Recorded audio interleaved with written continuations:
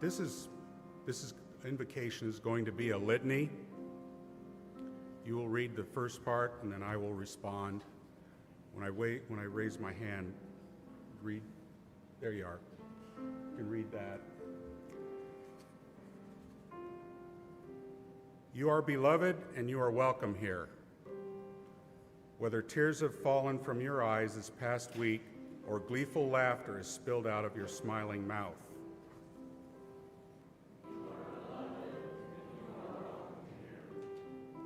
Whether you are feeling brave or brokenhearted, defiant or defeated, fearsome or fearful,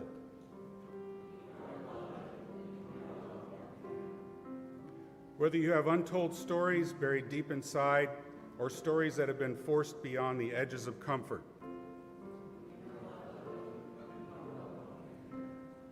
whether you have made promises, broken promises, or are renewing promises,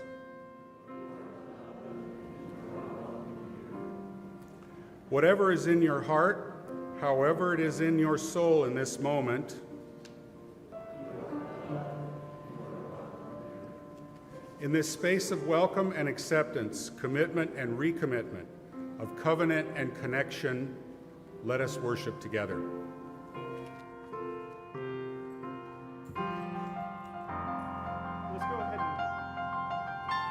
Let's go ahead and rise in body or spirit. We'll do this hymn with some energy. Morning has come, arise and greet the day. Dance with joy and sing a song of gladness. The light of hope here shines upon each face. May it bring faith to guide a journey home.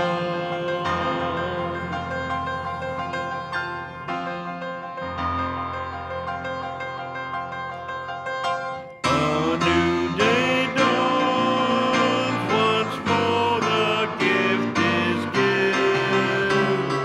Wonder fills this moment shared together. The light of peace here shines upon each face. May it bring faith to guide a journey home.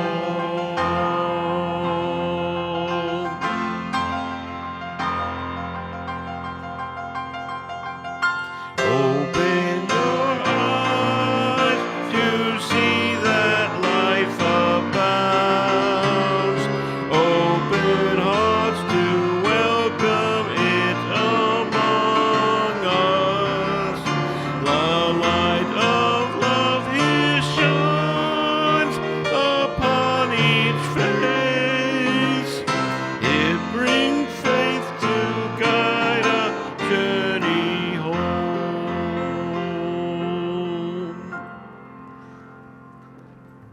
Good morning, and welcome to October 1st, 2023.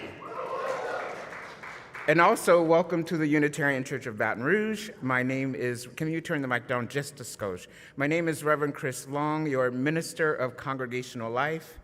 I am truly grateful to be serving alongside our senior minister, Reverend Nathan Ryan. My pronouns of choice are he, him, his. How are y'all doing in this very moment?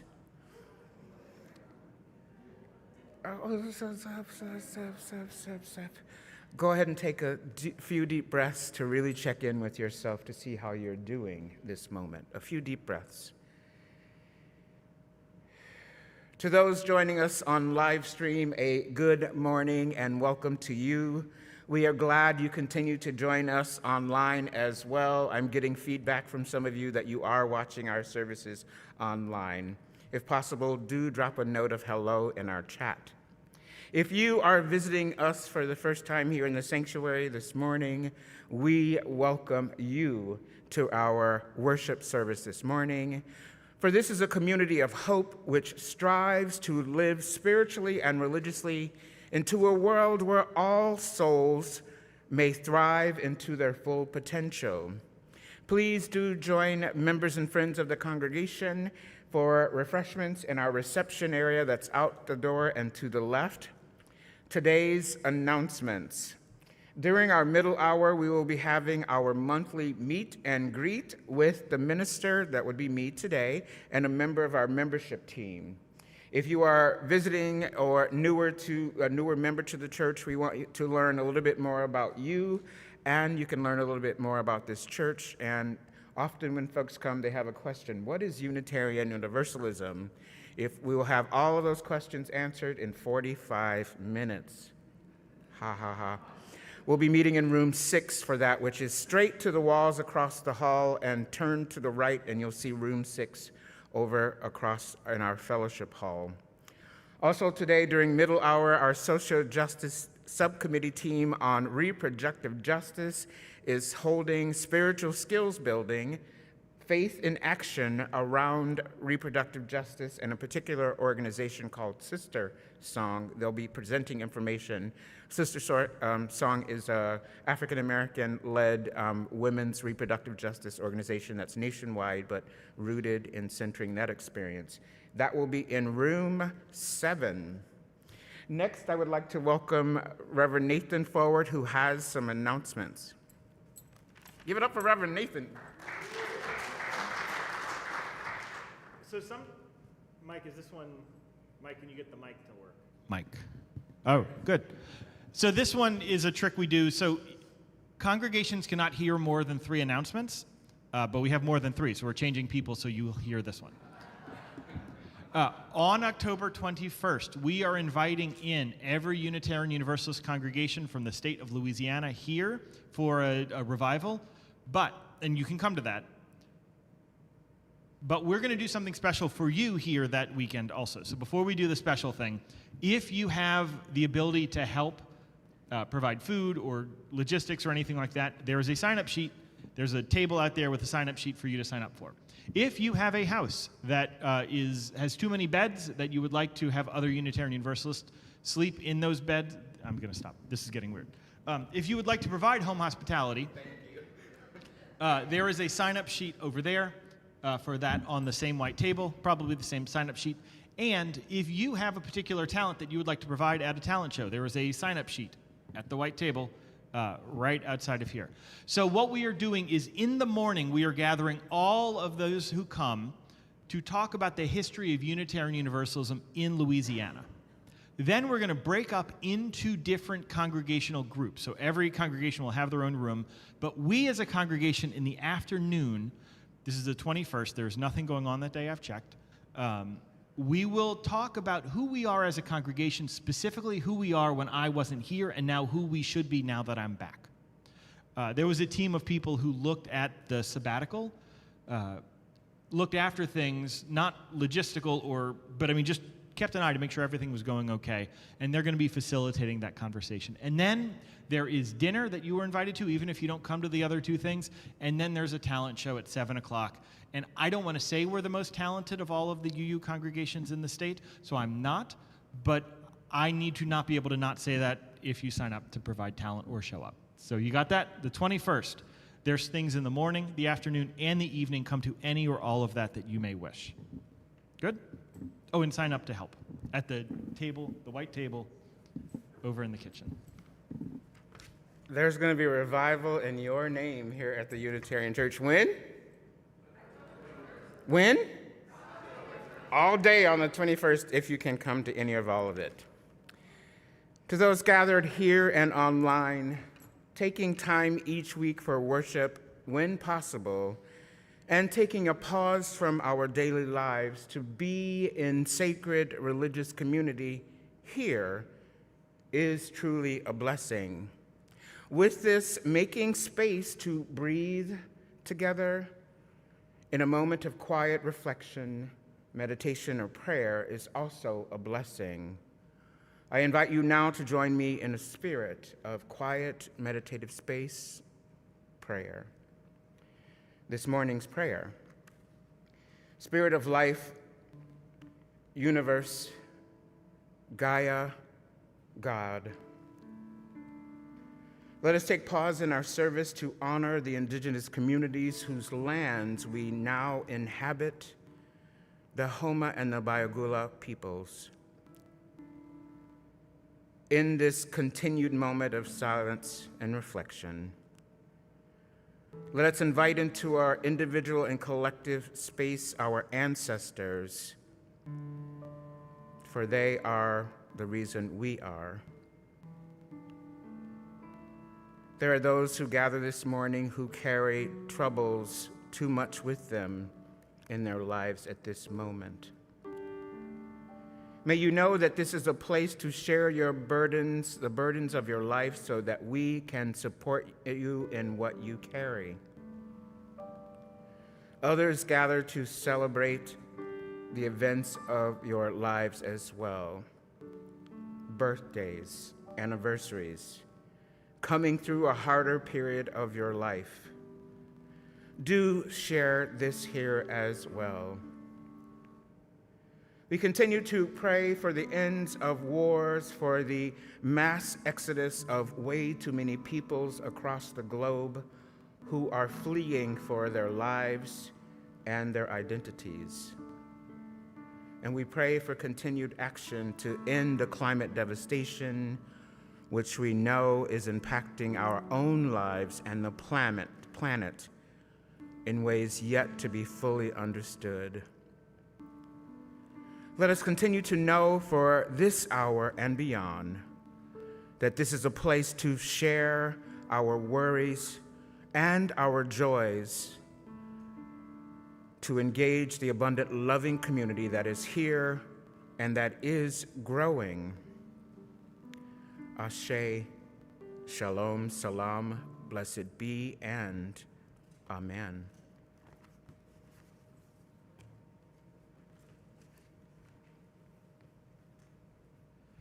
Today we have a card for a member of this church who died. His name is Salim Stephen Wright. We're still figuring out what happened, but we are placing a stone in his honor. This ritual we have is open to everybody, visitor and member alike. We invite those who wish to come forward either along the west or the east wall. Online, type it right into the chat. Take a stone, let it represent whatever's on your heart, your mind. Place it in the chalice bowl. We now invite those who wish to come forward as we place stones.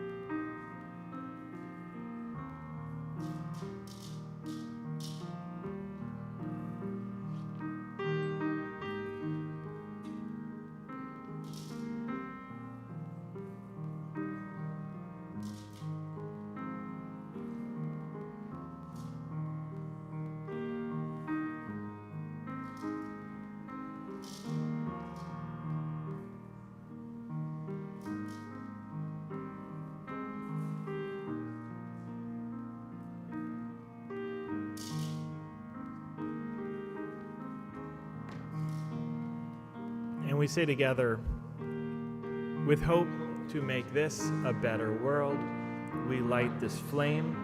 Its light is a symbol of the power of love.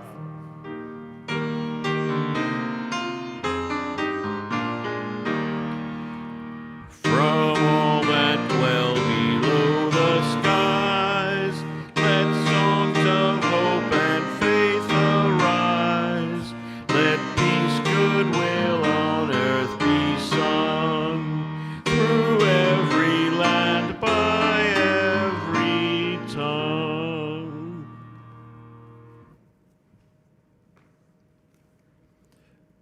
First things first, I owe you an apology from last week. I think I did it at the 11:30 service, not here, but I said that if you pledged a lot, the Saints would win and LSU would win, and I was only off by 2 points. I'm glad I didn't get my stinky superstition all over Southern, but this is my official apology as a religious leader for that. Also, my streak of bad luck continues. Our minister emeritus last week put his name in as a candidate for the school board position, and he was not selected. Well, you could clap for the first part, and then I'll get my bad luck all over it. And he was not selected, and he's in discernment about whether he will run or not. Also, by the way, do you know there was once, and this is not part of the sermon, there was once in the history of the city, we were 1,500 votes away from having two Unitarian Universalists on the Metro Council. You know how many Unitarian Universalists have run for the Metro Council? 2. So, I'm just saying, if any of you felt so inclined to run, we may improve our odds. All right. The theme of this year's stewardship drive comes from the hymn that we're going to sing in a few minutes, a hymn that many of you got a poster of, and if you did not, I believe there are more back there. It's called We Shall Be Known, and I wanted to share a little about this song. So the writer, Carisha Longaker, she had a dream. And in this dream, a musician friend of hers who had died showed back up. She realized, and was the inspiration for this song, that her very identity was defined by those whom she has freely chosen to associate with. The song continues with a calling to thrive. It is time now that we thrive. And it ends with a call that we should learn to lead in love. The connection to her ancestors of choice brought her to the realization that it matters who we associate with, and it matters how we move forward, and it matters that we move forward with love. This Sunday officially launches our annual stewardship drive, so there are 4 sections of this service. This is the first one, the introduction. We're going to hear some testimonials from 2 of the members of our stewardship team. To let you 2 know, that will be right after we sing the hymn. You 2 can decide if you go in alphabetical order or reverse alphabetical order. The next part, I will talk about the logistics of stewardship, which is my favorite. Then Reverend Chris will share his reflections on giving, and finally, I will talk about why this church matters. For those who get queasy talking about money, please stick with us for this, if not physically, at least mentally. You see, us talking about money is important. So let's start with the very first, I don't know that qualifier is the proper term. So let's call it, I guess, point. Talking about money is a risk to a church. This congregation fails if we fail the authenticity test. We have no promises about the afterlife. We have no promises about the meaning of life. We are certain that you were born in love, and we are certain that you are worthy of love and justice. And we are certain that there is goodness holding all of us, but that still leaves us with a lot of ambiguity, which is why us passing the authenticity test is more important.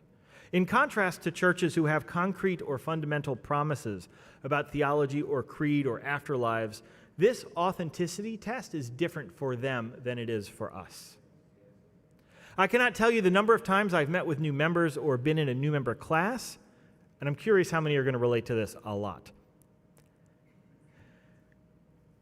where I have watched a new member's eyes diligently looking through my words, piece by piece, looking until they find the trick or the lie or the deception.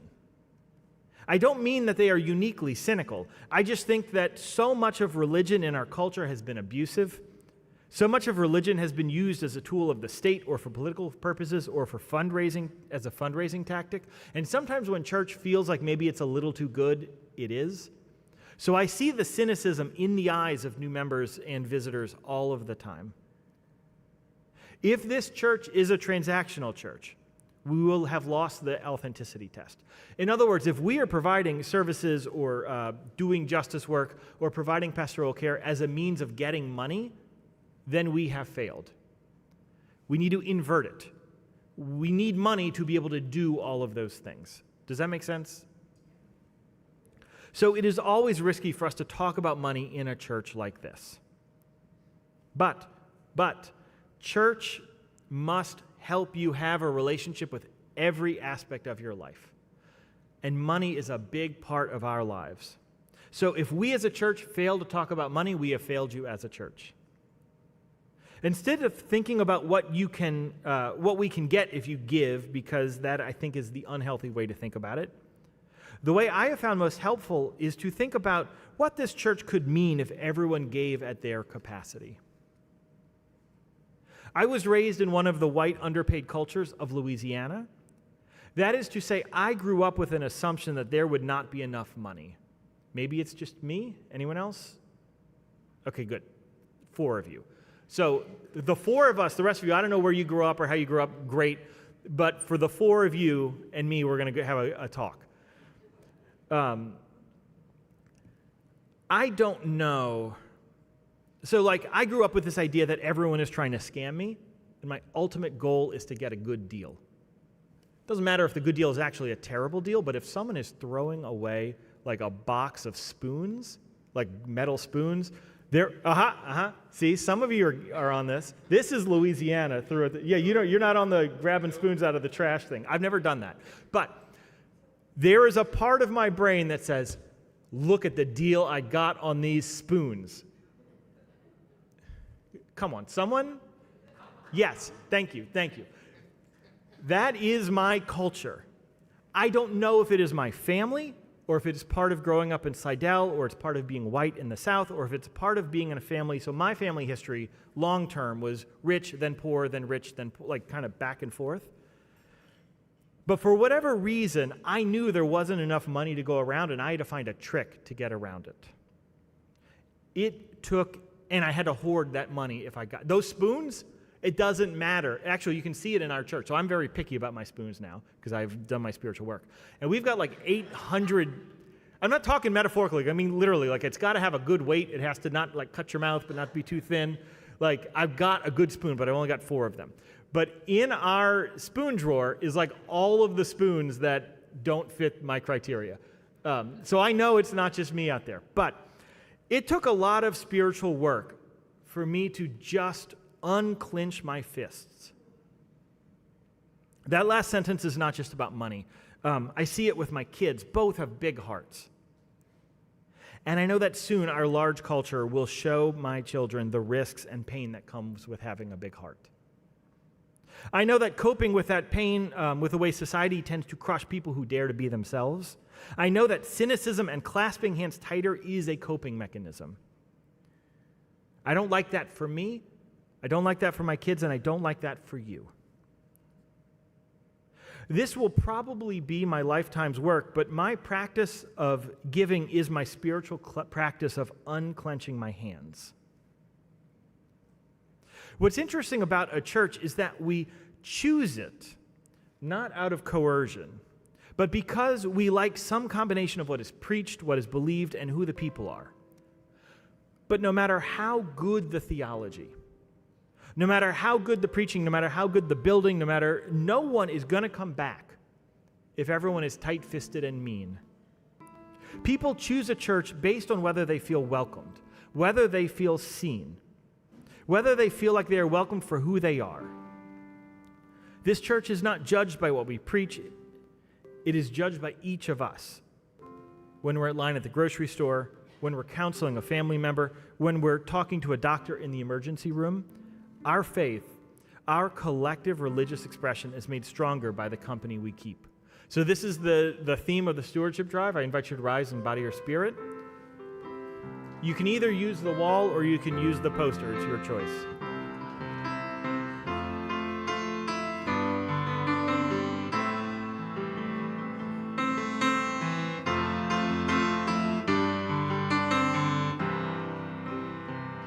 We shall be known by the company we keep, by the ones who circle round to tend these fires.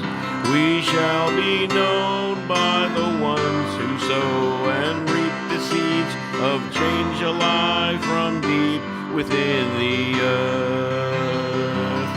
It is time now. It is time now that we thrive. It is time we lead ourselves into the well. It is time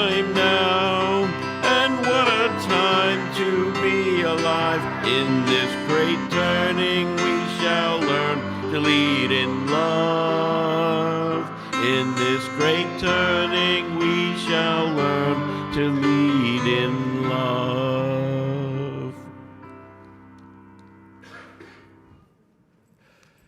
So we're going to invite up, so we've decided to go alphabetically or reverse alphabetically?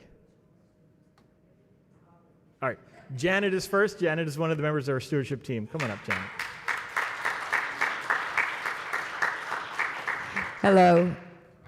Hi. Okay, my name's Janet Mulder, and I was asked to be the co-chair on this year's Stewardship Pledge Drive, and so I'm here to answer why I said yes to that. The simple answer to that is because this is an open and honest community, and I want it to thrive for myself and for others. A deeper answer to that is on June 27, 2017, my world collapsed. My son killed himself at age 25. I didn't know how to breathe, let alone survive. So what I told myself is I would exist.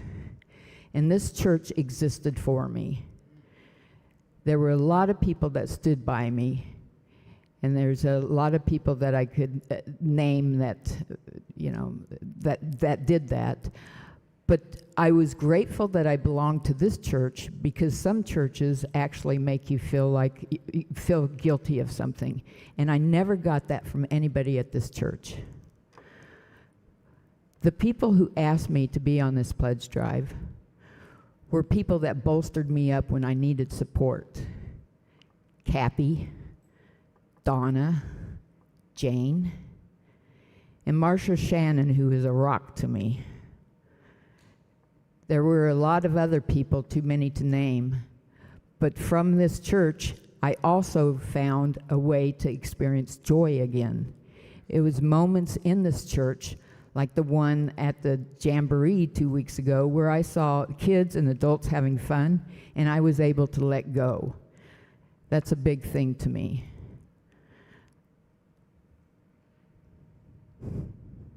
Anyway, the reason I said yes is, I say again, this is a spiritual place to me that I found a home in, and I want it to continue to exist for myself, for you, and for future generations. So by pledging, I'm able to make this happen a little bit. So it's an important commitment for me, but also for everybody else here. It's a commitment that we should make. Thank you.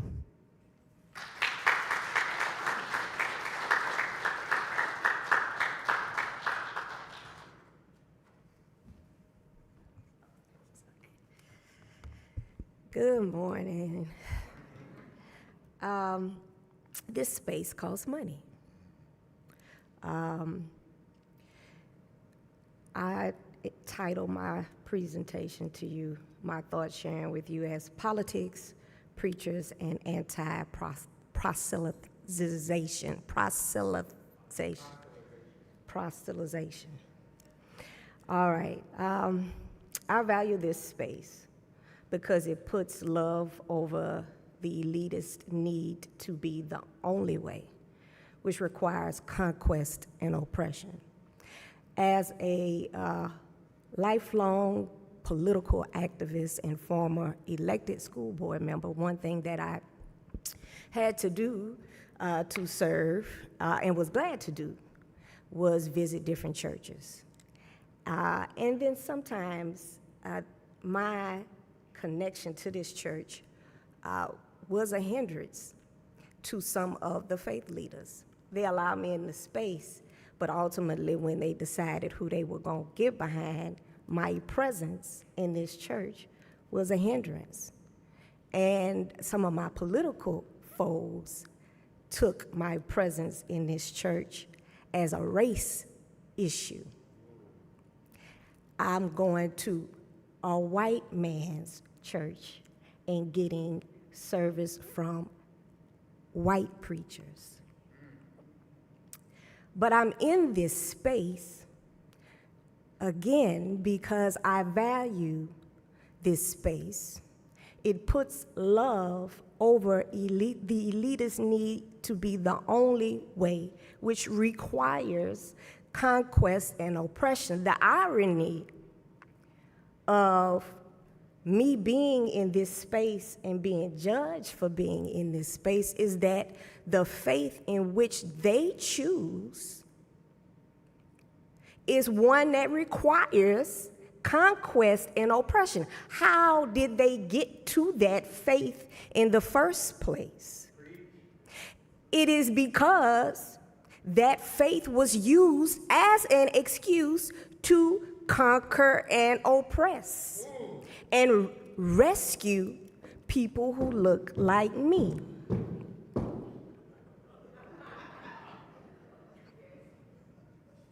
I value this space. Now, I'm not going to say every individual in this space is free from racial prejudice. That would be a lie. I've experienced at least one incident where someone got offended with me because I exercised a right that is written into the policy of this church. I won't go into detail. I just raise it to say I'm not here in ignorance of racial dynamics. I'm here because I value love over elitism. This is my safe space. It allows me to be in a nation where hate-filled Trumpism is on the rise. But in this space, there are beautiful examples that help me not to return hate. And that means a lot to me. If you value this space, you will help keep the lights on. You will help keep the air running. You will help enable salaried ministers to devote 100% of their time to making this a safe space. Thank you.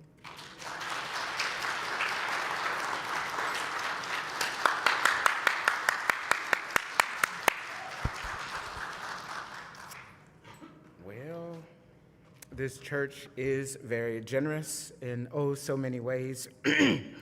One of the many ways it shows its generosity with humility is that we share 1/2 of our monthly offerings with the local organization that is extending our mission and vision in the community in ways we are just not able to collectively.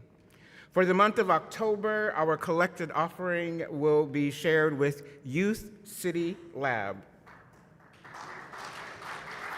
Youth City Lab is a shared space of learning, a physical space here in Mid-City Baton Rouge that works with 4 organizations, Big Buddy, Front Yard Bikes, Humanity Amped, and Line for Line,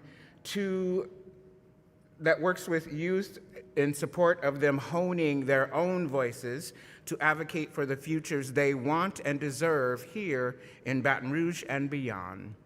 Visitors, as always, please feel no obligation to give.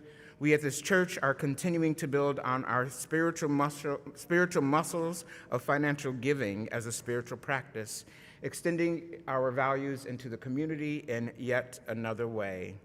This morning's offering will humbly be accepted and shared in the same spirit. Please give as generously as you can.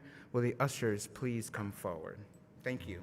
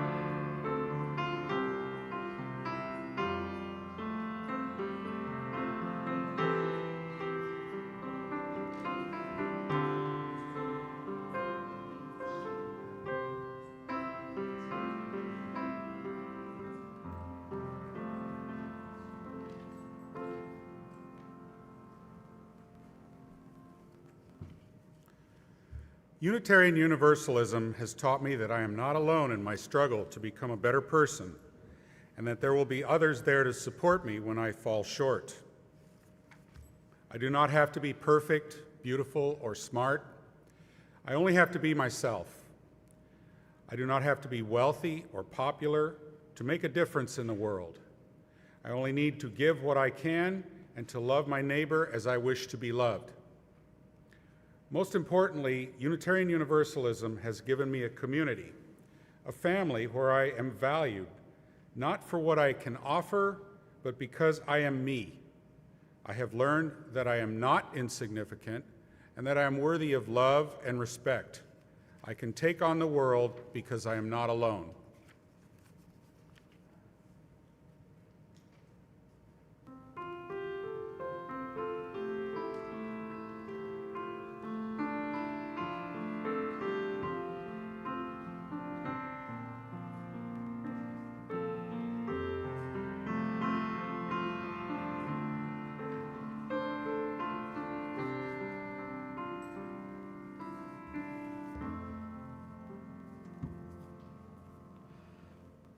All right, before I get into this next part of the service, Janet and Dawn, thank you so much for that. All right, this is part 2. This is the logistics. This is my favorite part. I don't know if there's a correlation between I'm already off script. I don't know if there's a correlation between the Spoons people and the people who really like the logistics of this, but I imagine there may be one of you. But I know that this is going to be fun for like a quarter of you, so I am so excited for you. And for the other 3 quarters, this is the short section. You can come back in at the end. You can already hear my energy pick up, right? All right. This church does not have a bishop. We do not have a pope. And that's not disparaging towards other faiths. It's the structure of our system is we actually vote on the budget, decide the budget, and give a percentage of our money away. None of the money comes in from outside sources. Well, that's not totally true. We got a grant from the government for the keypads, but that's not an operating expense. That's just a keypad expense. But when you turn in a pledge card, you are making a pledge promising that you will give the church some amount of money in the next year. That's not the offering. That's not giving for the shared offering. It's not giving money. It's making a promise. And we then build our budget based off of that promise that you all have made. So we build our budget with $0 in our bank, but just promises. Everyone asks how much you're supposed to give, and that is and always has been the wrong question. You are supposed to give how much is right for you and your family. And there's only one, well, depends on how many people in you. There's only one unit who knows how right that is, and that's you and your family. Also, as an aside, when you're deciding how much to pledge, if you have children, talk about it in front of them so they can hear it. You should give enough that the spiritual practice is effective, but never enough that puts you at financial risk in any way. Because people do not like that answer, they want a number. We made one up. We said, give a half tithe to us, and then for every $1 you give to this church, give to other organizations that are doing good works in the world. But the 5% does not actually answer what we need to answer. If everybody in this church were able to give what they could, we would have an extra $400,000 lying around to do all kinds of fun stuff with. Our budget is about $700,000. So we need the congregation. So here's how the distribution works. We need we need half of the congregation to cover $150,000. So we need 100 families to pay for that $150,000. Then we need 50 families to pay for the next $150,000. We need 30 families to pay for the next $150,000, and we need 20 families to pay for the last $150,000. So we do not expect everyone to be able or willing or give the same amount. So to try it a different way, we need some of you to be giving 3 figures, most of you to be giving 4 figures, and some of you to be giving 5 figures. That's how we can have a healthy distribution in this church. If we only have 5-figure and 3-figure, the 5 figures we're very reliant on, and when some of them die or get mad at us, we need like 30 or 40 extra 3-figure givers for us to be okay. Does that make sense? In other words, we need most of you in the 4-figure range, some of you in the 3, some of you in the 5. Okay. Too much? Are we okay? All right, good.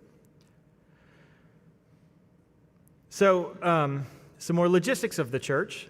We count on about 250 families to fund this church, but we are a church of 350 to 400 families. You see, most UU churches require pledging to be a member of the church. Not necessarily require giving, but pledging. So even if you are unable to give and you pledge $0 or pledge $5, you are saying, this is the amount I expect to have in the next year, and I am saying this is what I'm going to give you. That is a pledge.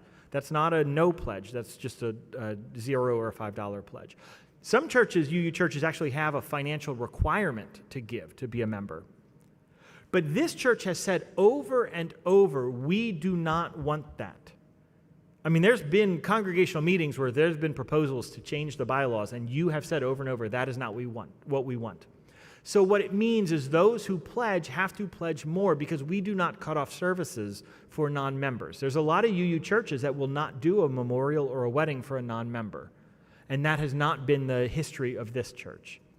So the staff, both paid and leaders, are asked to give. We are providing ministry for a 600-member church. Does that make sense? But we get funding from about 350 members. The next thing, usually a church, I swear, the quarter of you, I'm so excited to give this to you. The rest of you, we're almost done.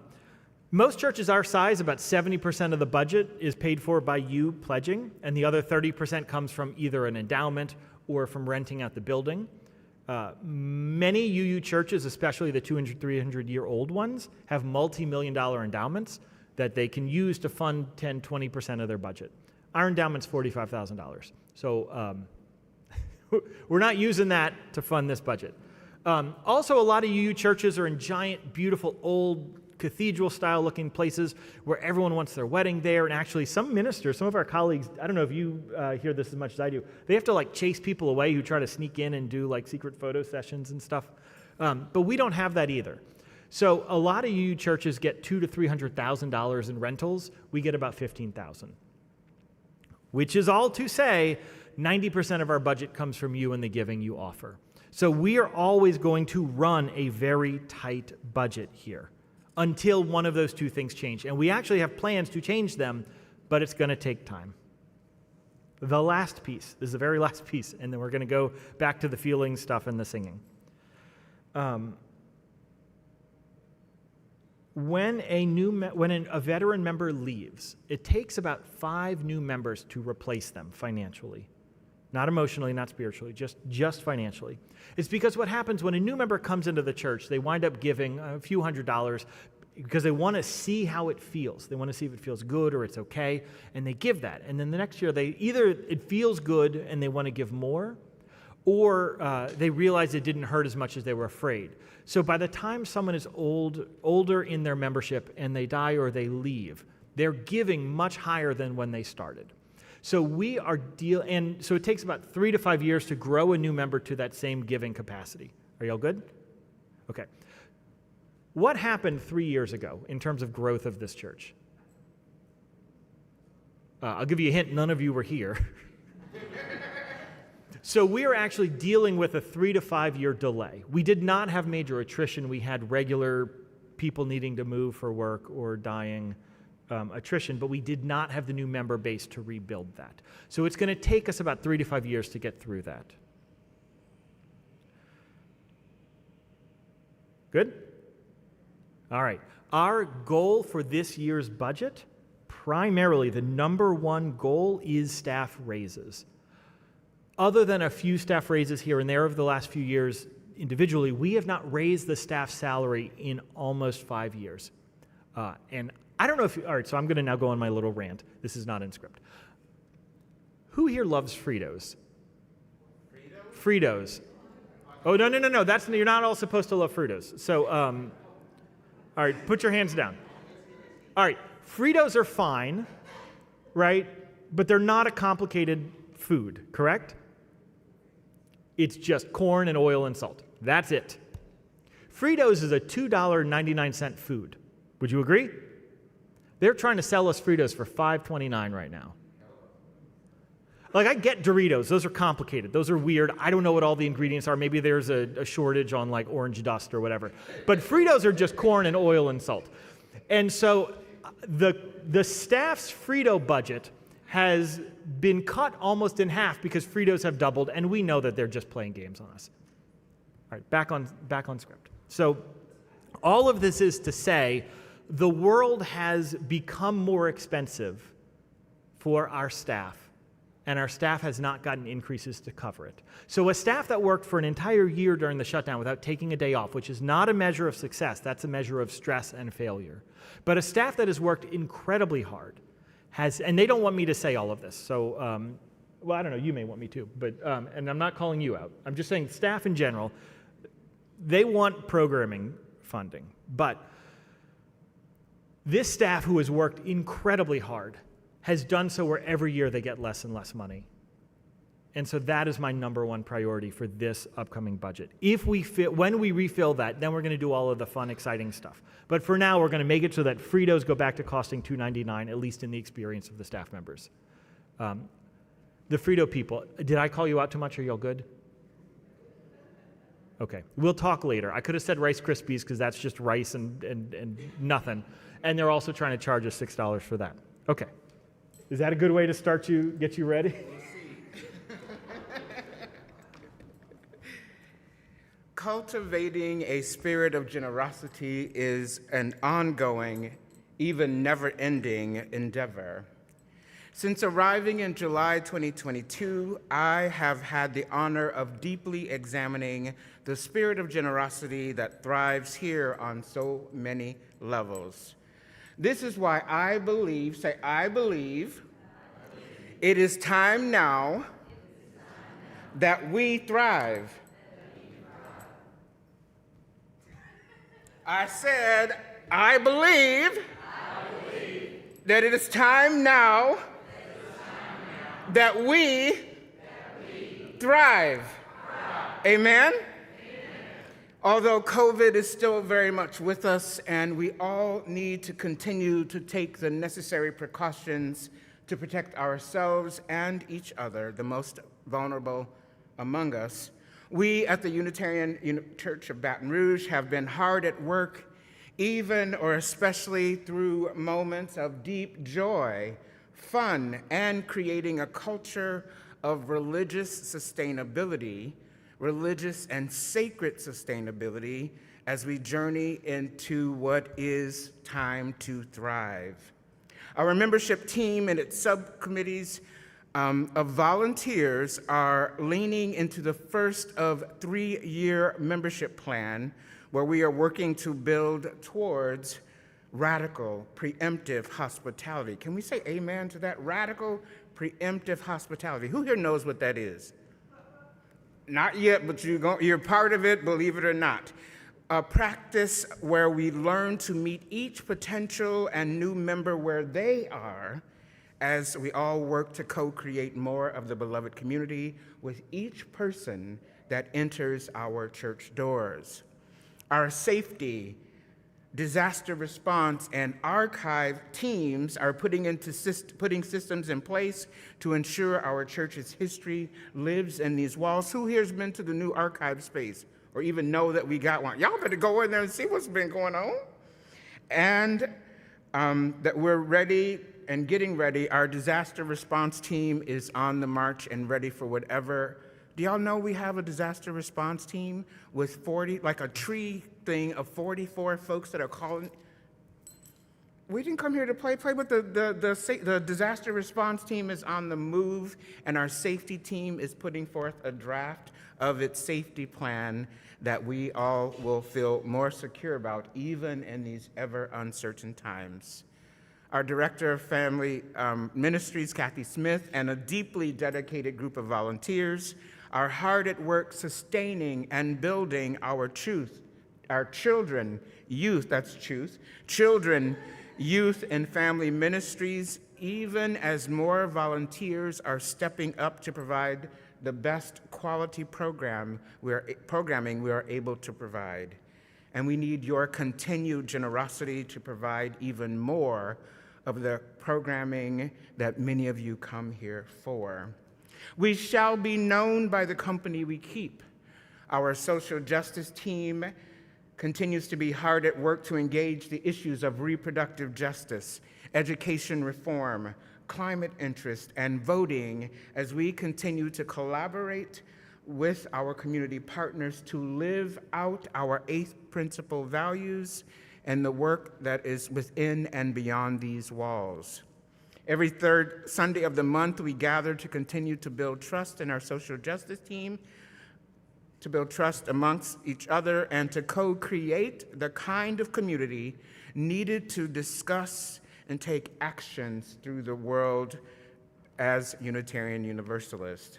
Our branches groups, here's a part of our branches groups. We have 15, 16 of them, and they are opening up to include more new members, even as we're working to grow that used to be at 30-some groups that meet, and we're at 15 now, but the movement is going for us.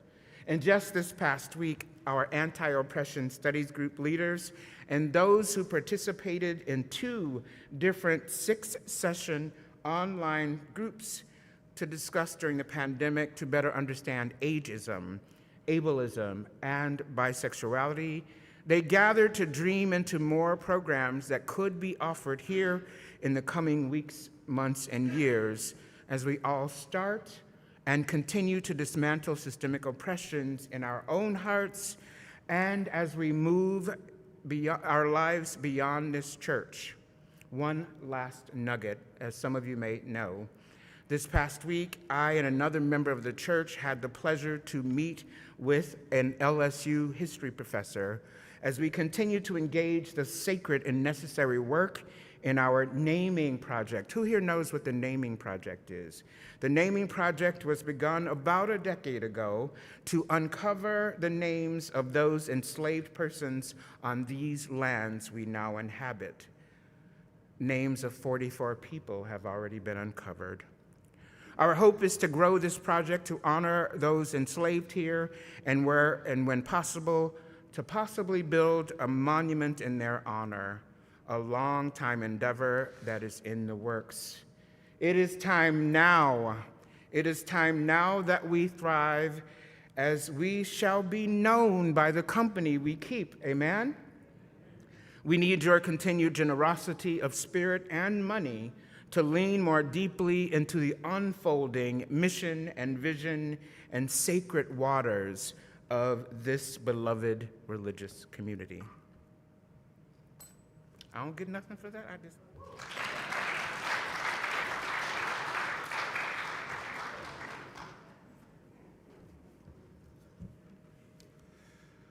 Wade in the water, children. God's going to trouble the water. I laughed along the low tide at Stinson Beach, searching for absent sand dollars among the broken bits of shell lining the shore. Remembering myself and whose spoils I was searching for, I approached the Pacific, risking a tongue lashing from her wet, rolling waters. Touching hand from heart to water, returning to heart, I made signs of reverence, no longer struggling to stay dry. I heard the rippling waves of her laughing voice, mocking my frustrated searching, amusement ripe in my failure. Come into my waters, she purred. Allow me to shape you, and you may gather my gifts. Shape me? Would my jagged edges soften like the finest beach glass, or would I be ground into dust, scattered among my brethren in the dunes? Wading in her waters left me transferred in just moments. My boots became soggy, pants pushed above my knees, completely saturated, no matter how I rolled them. And she showered me in sand dollars, a basketful. I spent an hour in those waters, leaving Stinson Beach with the color high in my cheeks, pants wet to mid-thigh, hair blown in every direction.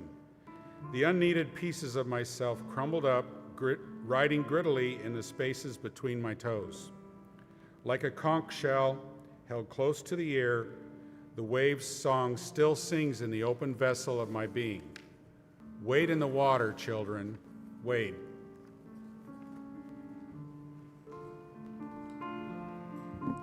Right where you're seated, let's do this next hymn.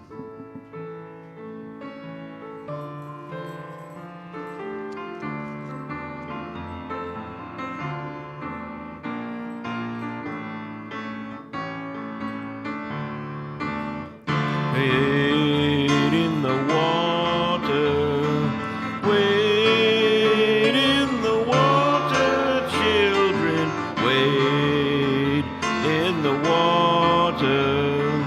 Gods are gonna trouble the water. See that host all dressed in white. Gods are gonna trouble the water. The leader looks like the Israelite. Gods are gonna trouble the water. Wade in the water.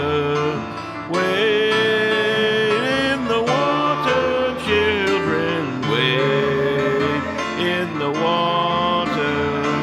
Gods are gonna trouble the water. See that band all dressed in red. Gods are gonna trouble the water. Looks like the wind that Moses led. Gods are gonna trouble the water. Wade in the water. Wade in the water, children. Wade in the water. Gods are gonna trouble the water.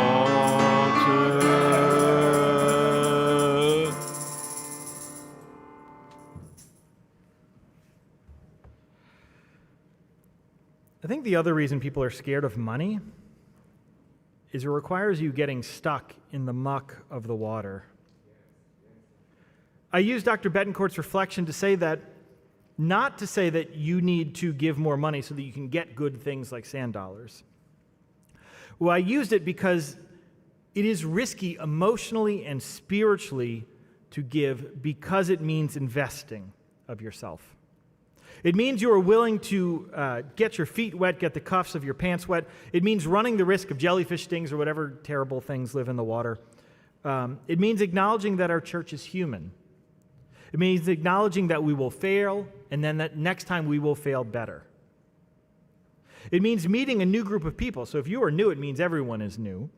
And if you have been here for a while, it means making this space available for new people to come in. And it also means loving a place so much and knowing that it will constantly change. And trusting that change, even though it will likely put the church further away from what it was like when you found it. Giving generously means trusting your staff, your leaders, and trusting this institution. It means going out into the world with an unclenched fist and a tender heart, knowing that you have a place with no credible proof that the experience that you may have had here is life-changing. Going out into the world and telling people that you experience the fullness of being human here, that you are respected exactly as you are, but having no way to prove it. And without the ability to prove it, you stay vulnerable. I thought of 3 ways that we will thrive in these upcoming years. The first is that Unitarian Universalist revival we are hosting next month. Also, we need volunteers. There's a white table out there. Online people, we have a member of the church who's monitoring. If you want to volunteer, type it into the chat, and she doesn't know I'm saying this, but she will then gather your information and also say you'll volunteer. But the pandemic was hard on churches. That's not actually totally true. Churches that defied the shutdown rules, they're thriving. They're doing phenomenally well. But the rest of us are struggling. Or at least it takes a lot of time to build this team back up. Every other Unitarian Universalist church in our state has lost either their minister or their building. and they may not have a way to get them back, at least not in the short term. I have little concern about Unitarian Universalism thriving in this state for a long time.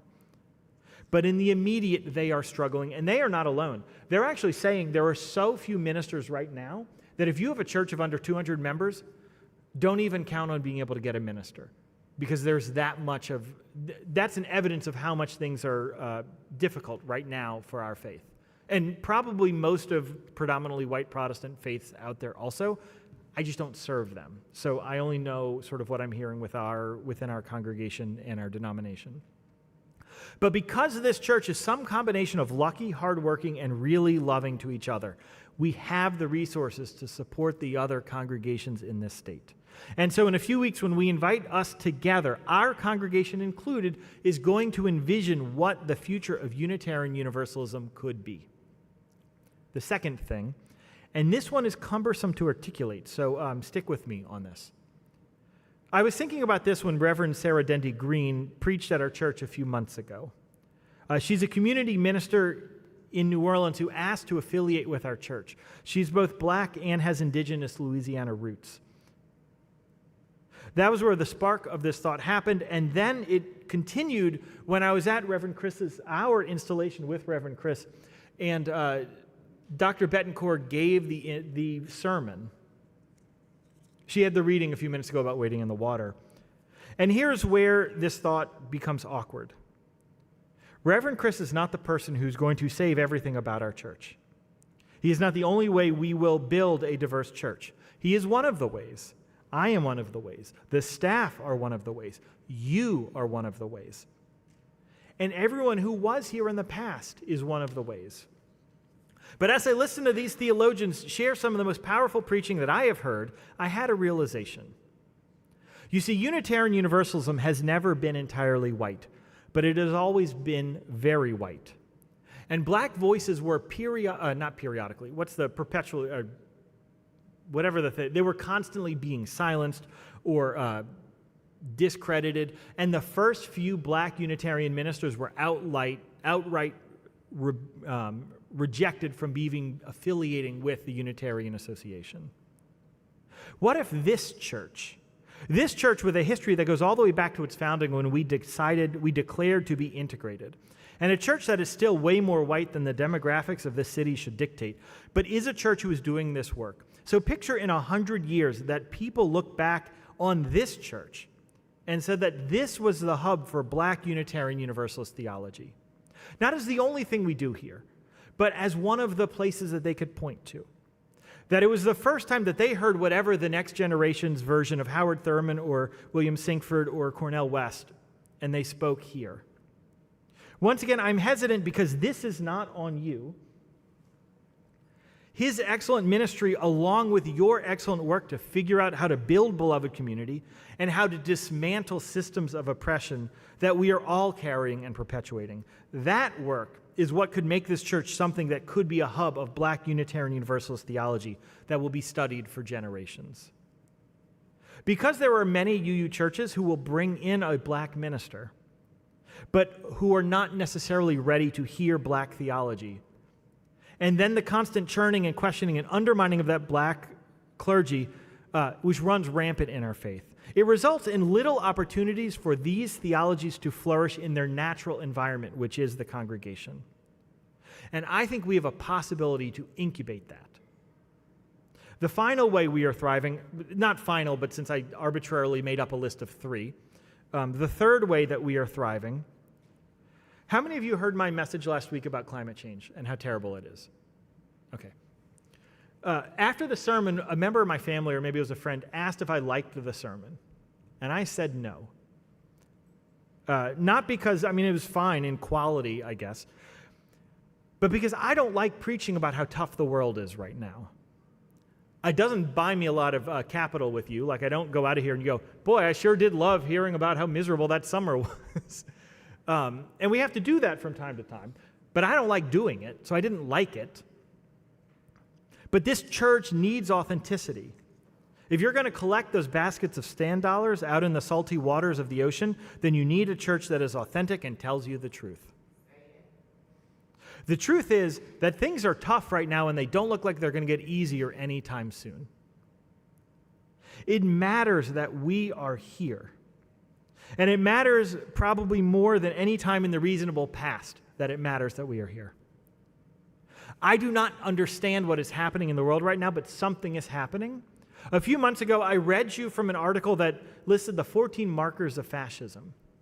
And I was going through the reading, and you stopped me mid-sermon, and you asked me to read it again more clearly. There is something going on. Louisiana has seemed to dodge this because, well, our people tend to do what they want to do regardless of the law, which is both good and bad. But our neighbors in Texas, when they pass their anti-trans legislation, our colleagues in Texas told us how hard it is to do ministry there right now.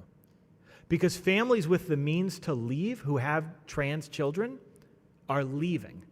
And they're leaving their congregations to go to states that are more safe. I mean, like in Texas, they're doing things like they're trying to go into, or at least the worry is that they're trying to go into medical records to identify who are trans children. It's not happening here, but I see a similar path happening here in the near future. It matters that we are here. It matters the company we keep. If climate change is getting worse, and it matters that there is a church this loving, that there is a church this kind to each other, this willing to help each other, it matters that I have a place where I know that my children are allowed to be their full selves. It matters that you are here. You know, I thought a lot during my sabbatical about why I worked so hard while we were shut down. Why did I learn how to make terrible YouTube videos? For 2 years. I'm not criticizing my videos. They're just not great. This is so much better. But why did I spend the time learning that? Why did I worry about you so much? I made a list of every single thing staff and leaders did while we were shut down to try to keep this church going. The list could go on forever. But why did we do that? Was it ego? I don't think that's the case. I think it's because it matters that this church exists. And if a church this healthy and kind and committed to justice and doing the work that will protect the black members of this church who go out back into the world and get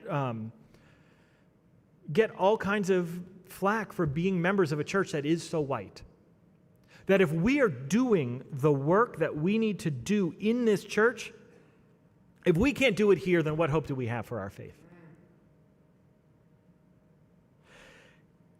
When we were really in dire shape 2 years ago, shut down, and we were trying to do a pledge drive all over the YouTube, I had one member triple their pledge, go from 4 figures to 5 figures, which I'm not saying everyone here has the capacity to do. She said, that was not as hard as I thought it was going to be. And she has been excited to give ever since. It matters you are here. It matters that you are able to go out into this world and to say that I know our culture has decided to make prisoners bad people, usually for crimes of being black and or addicted. But it matters that someone sees prisoners as people who deserve representation and at least air conditioning and advocacy. It matters that someone sees migrants as people deserving of rights. It matters that you go into those weird little nooks and crannies of Louisiana's obsession with whatever used to be and can be questioned, not judged, but just lovingly brought into the world as it could be. Does that make sense?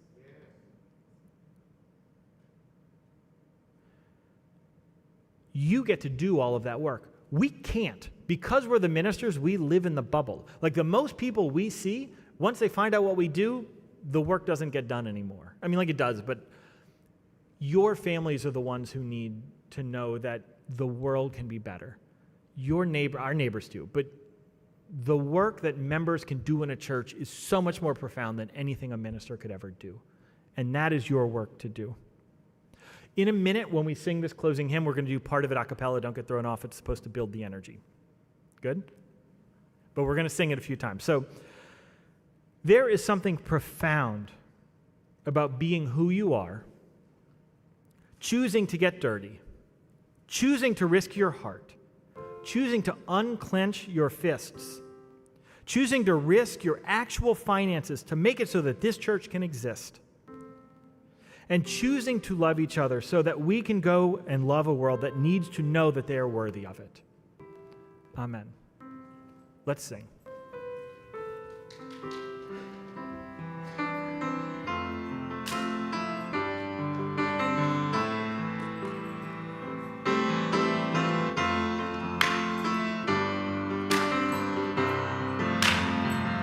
We shall be known by the company we keep, by the ones who circle round to tend these fires. We shall be known by the ones who sow and reap, to seeds of change alive from deep within the earth. It is time now, it is time now that we thrive. It is time to the well. It is time now, and what a time to be alive. In this great turning, we shall learn to lead in love. In this great turning, we shall learn to lead in love. It is time now. It is time now that we thrive. It is time we lead ourselves into the well. It is time now, and what a time to be alive. In this great turning, we shall learn to lead in love. In this great turning, we shall learn to lead in love. That last thing that y'all did is the most important, because you didn't rely on us or the music, you just sang it yourselves. The world is better because you exist. Go make that manifest. Amen. Go in peace.